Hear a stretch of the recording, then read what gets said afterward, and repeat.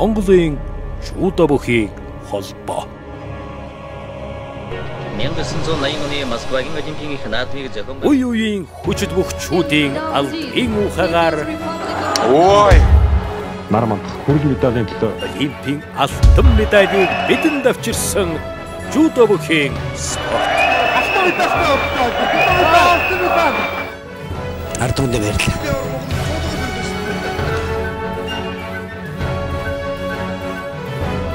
Дэлхийн 14 жингийн эхний 10-т Монгол тамирчид өнгөлж байна.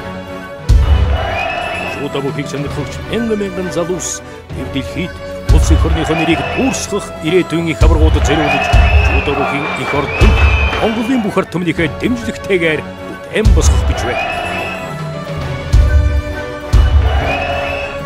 Дэлхийн үдийг сэрхийлсэн Монгол жудочдын алдрыг сүмбэлж ээлтэй Монгол түмний өхөө хүндэлдэг сэтгэлийг дээдэлж жаргал дэлгэрсэн Азийн магнайт сүндэрг жудо бүхийн гэгэн ордон босно.